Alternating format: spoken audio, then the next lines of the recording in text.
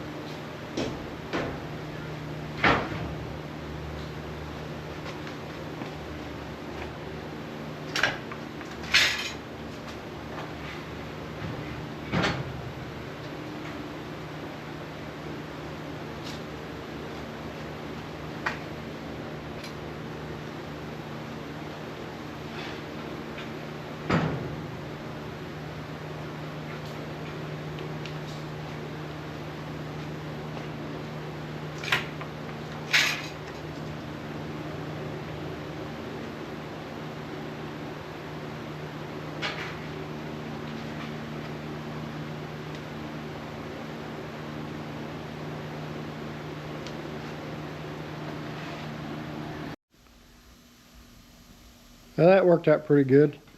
I don't think I bumped the table with the skid steer or not, but I kind of felt like I hit this corner a little bit with the fork, but I couldn't tell. You can't hardly see the forks when you got something on them like that. So like I was saying, I already have the design in the computer, and it's converted to a cut path. So now all I have to do is reset my table.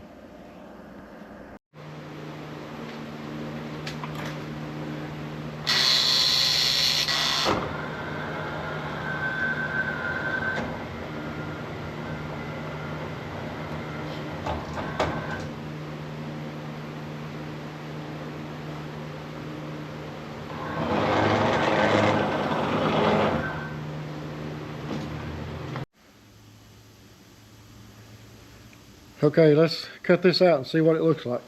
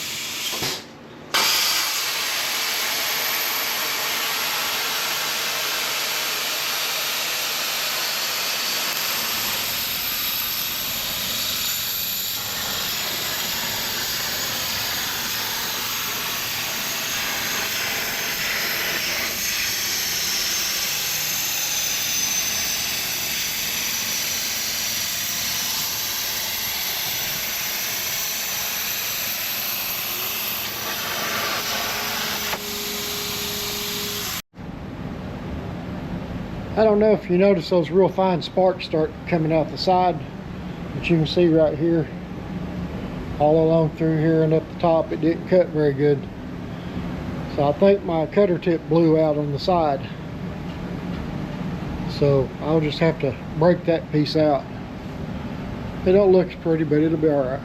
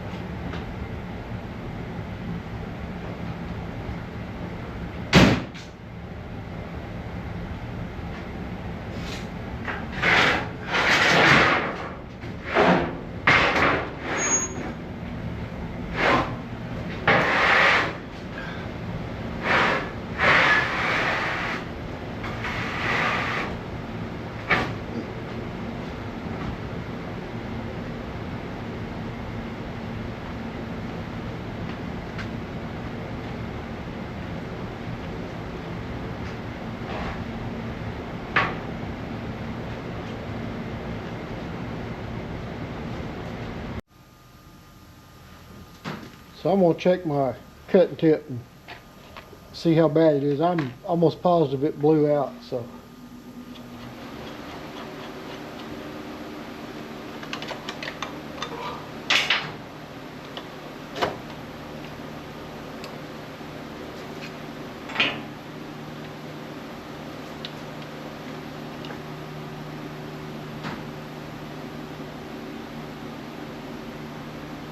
Yeah, I'm pretty sure it did.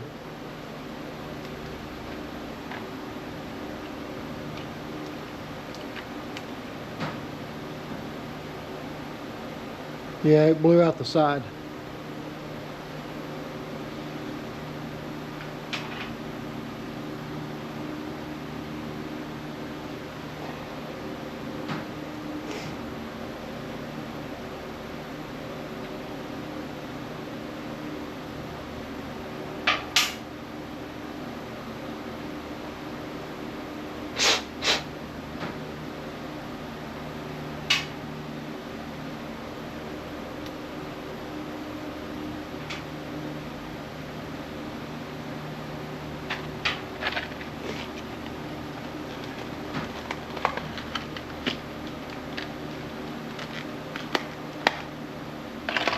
These things right here are really expensive.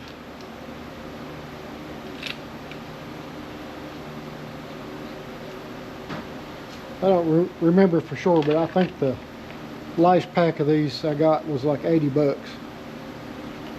You know, there's only 5 of those tips in there.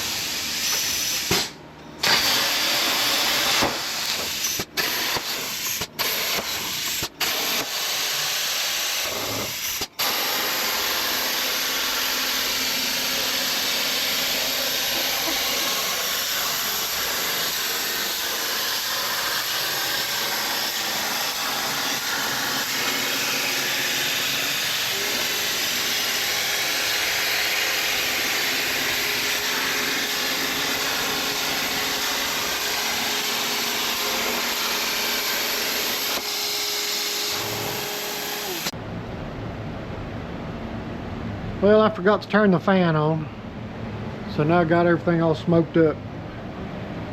I got it turned on now, so it won't take long to clear the smoke out.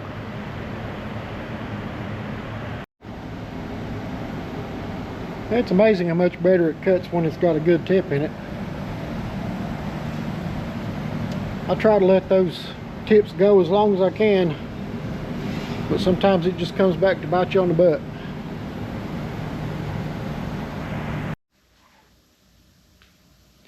Okay, so I've got my side panels cut out and cleaned up, and here's the skid plates I'm going to use.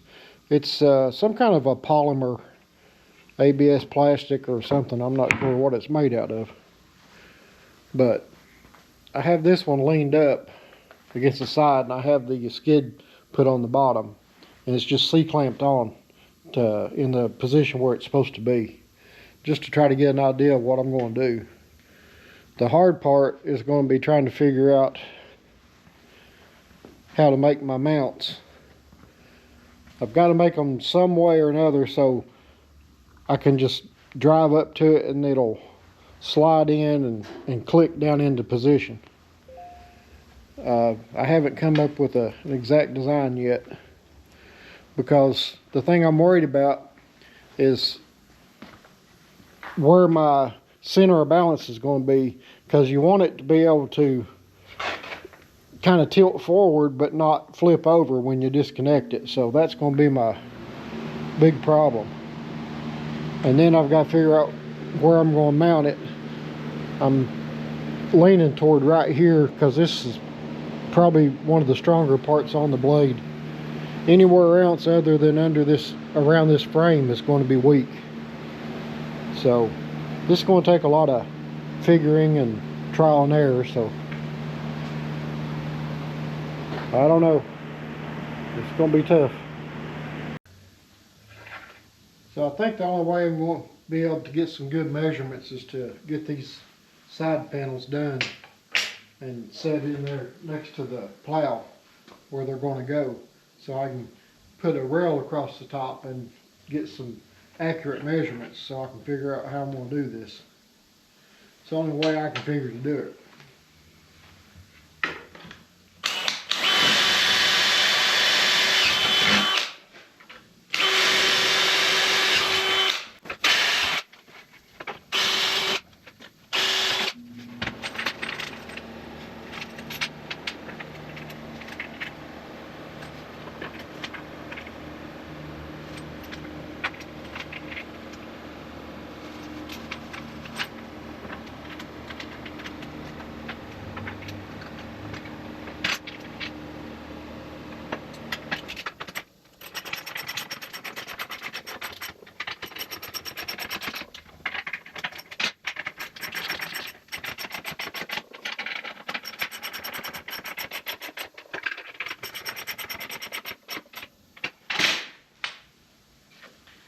Okay, I'm going to get the other one done and get it set up there so I can figure out a way to get some good measurements.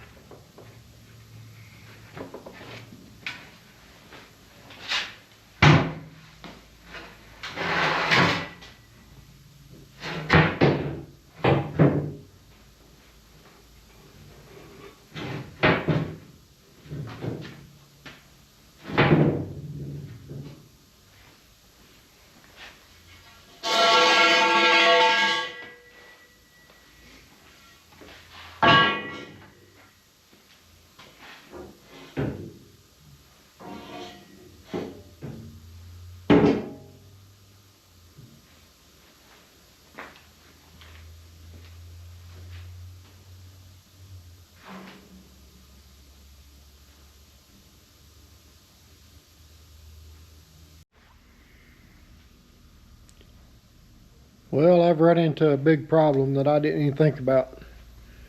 It never crossed my mind to think about the fact that this snowplow might be twisted, and it is. It's twisted pretty bad.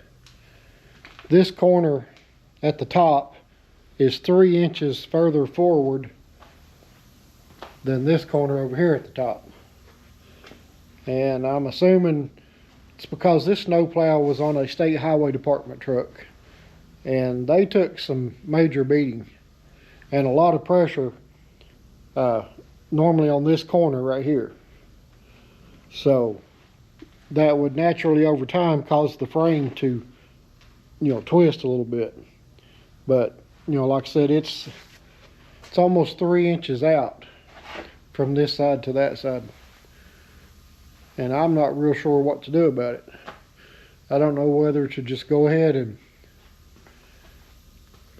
take that number and divide the difference to where I want to put my mounts at and hope it fits, or probably the best thing to do is figure out a way to make my mounts adjustable so I can make it fit the plow. I don't know. That's something I'm going to have to figure out.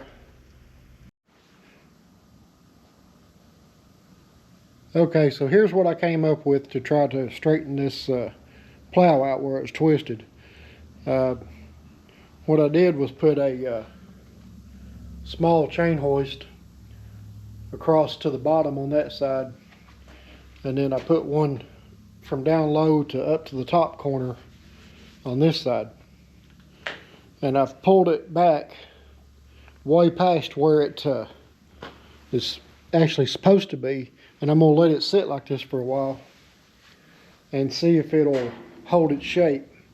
I can't heat nothing because this part right here is some sort of plastic, so if I heat it I'm going to melt that, and I can't do that. So my only option would be to either take that off which I really don't want to do, or stretch it out past its, where it's supposed to be and let it sit.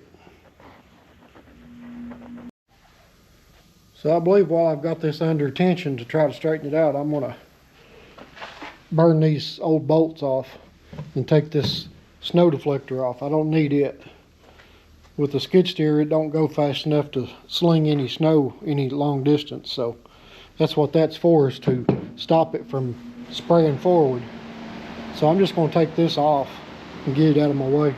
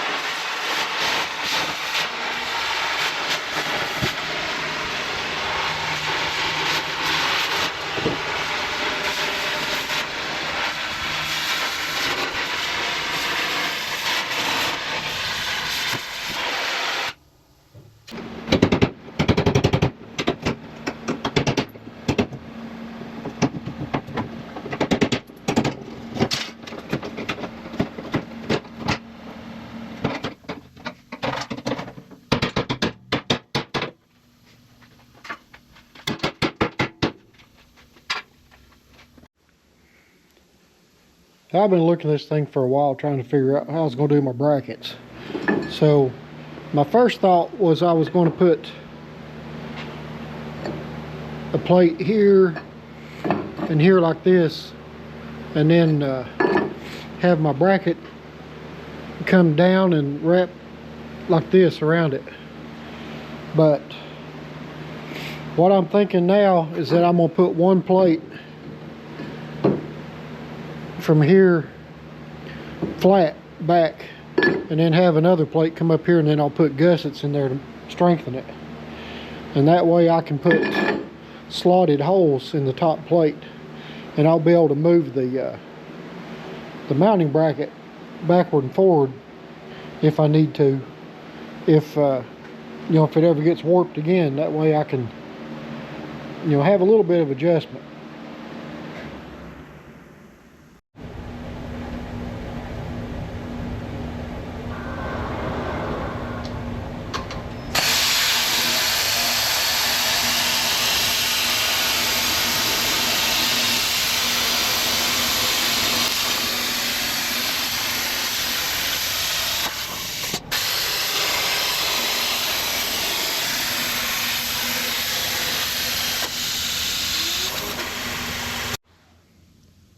Okay, so that's what I was looking for right there. I just have it sitting up here. It's just barely hanging on, so everybody, don't breathe too hard. But what I'm going to do, which I forgot to do on this test plate, I think I can put this back on there and burn it anyway, but I'm going to put 2 sets of slotted holes in here to have maybe about 2 inches of adjustment back and forward. Just in case I have to have it.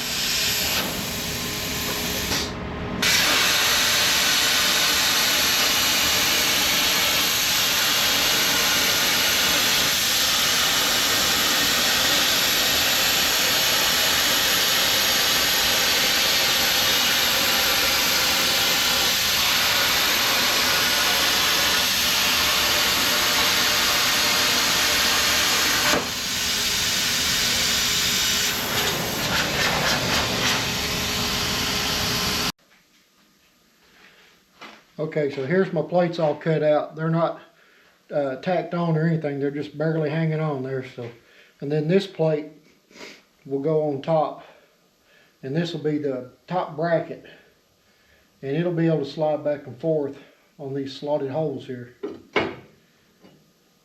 Something I forgot to do today was get bolts for that, but I'll be able to, you know, at least mock it up here.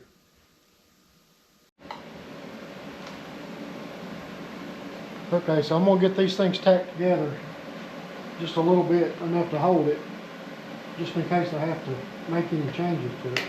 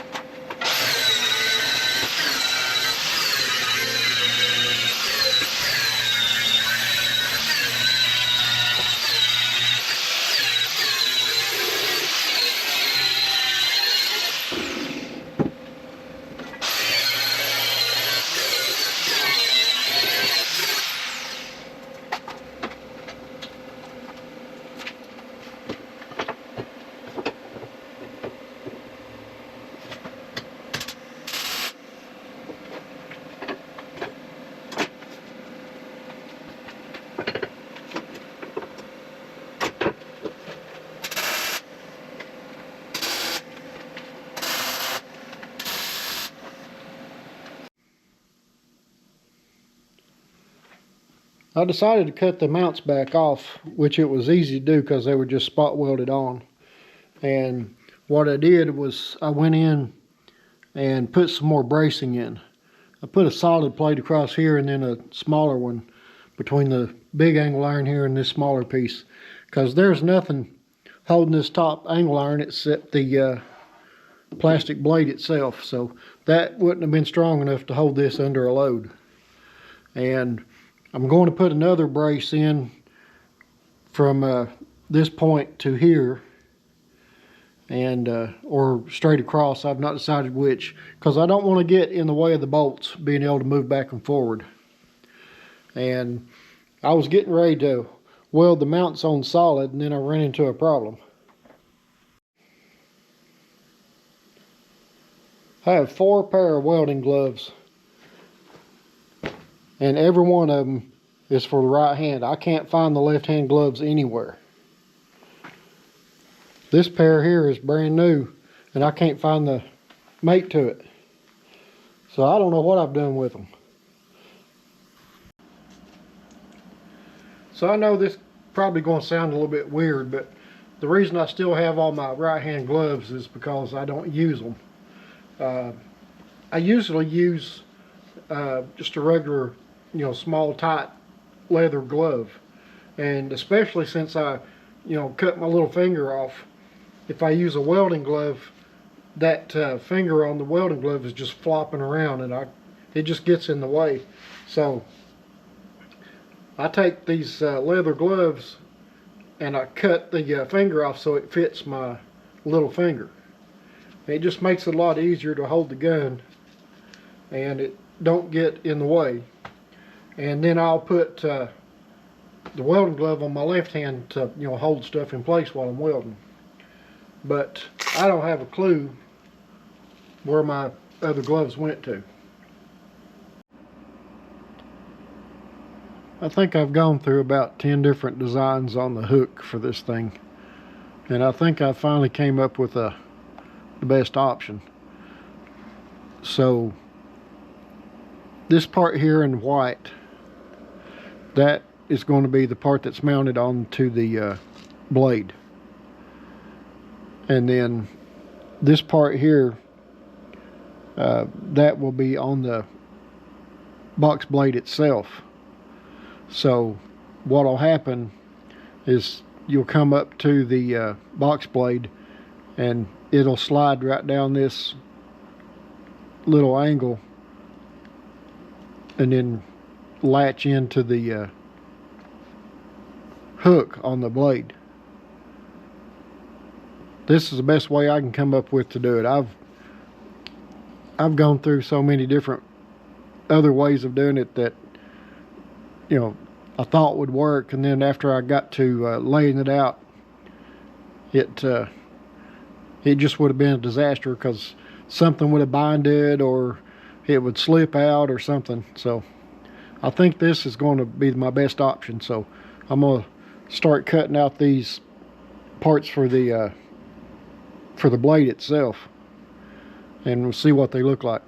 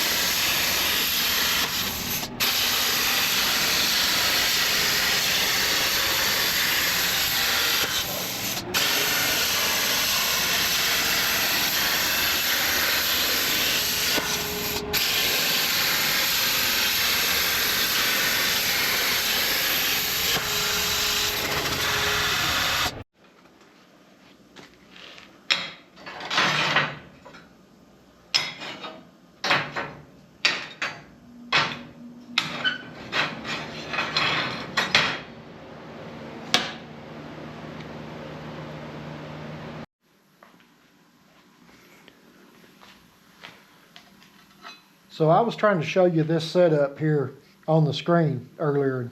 I know it probably didn't make a lot of sense and it was hard to see.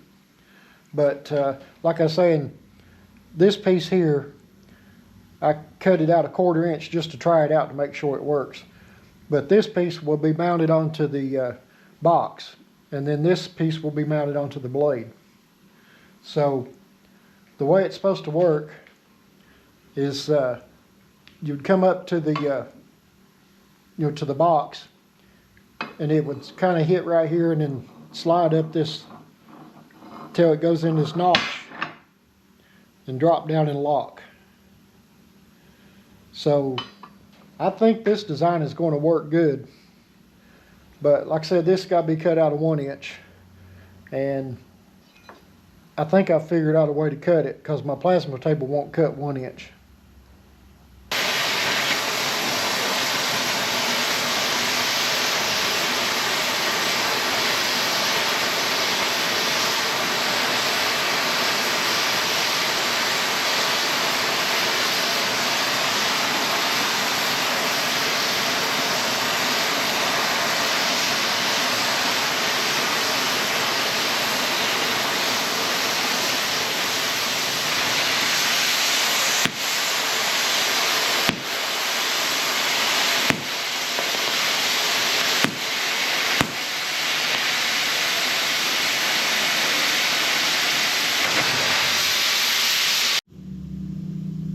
Now that I've got these cut out, I can move on to some other things.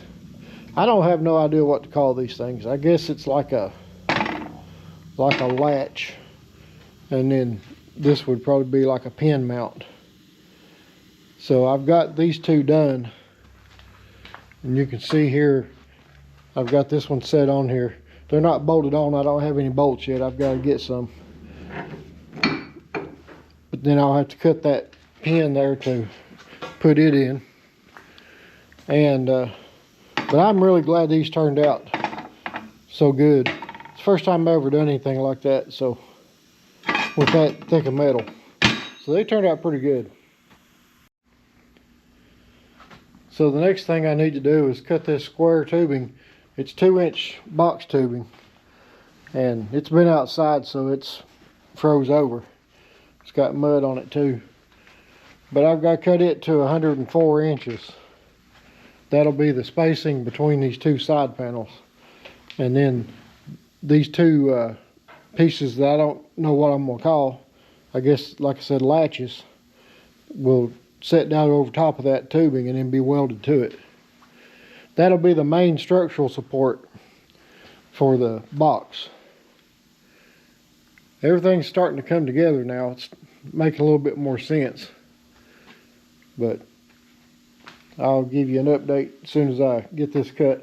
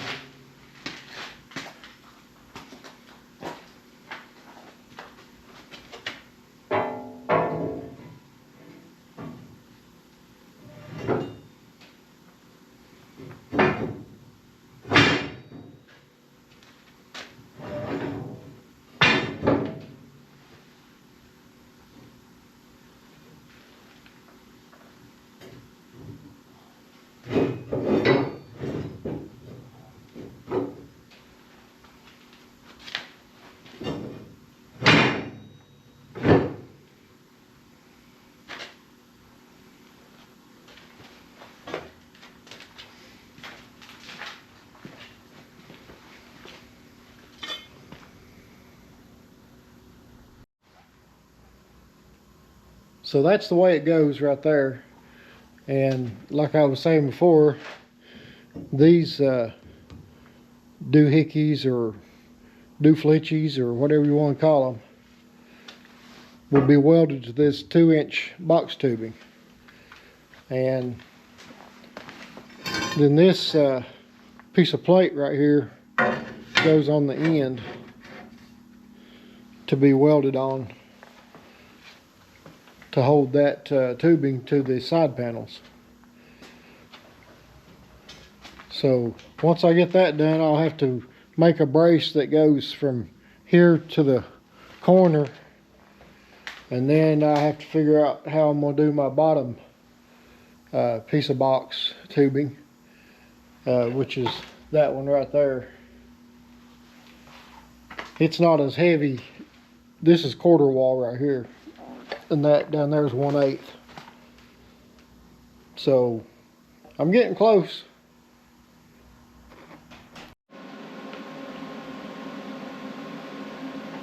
Here's the pins that goes in these pin brackets.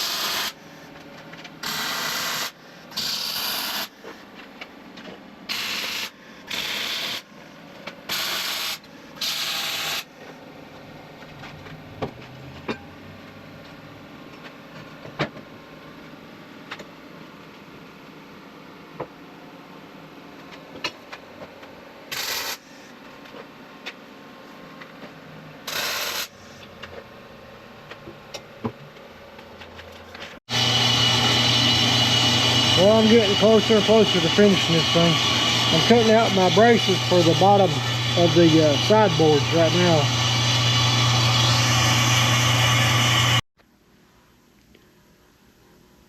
So I'm getting really close to having this thing finished. I've got all the welding done on my latches, or whatever you want to call these things. I don't know what I'm going to call them, but I guess you just call it a latch and pin. But the top braces are welded, and then I've added in the back brace that goes across, and I guess you call that a stop because it goes against the blade to keep the box from tilting forward. And I've cut my pieces for my cross piece for the front of the box that goes back to that brace back there.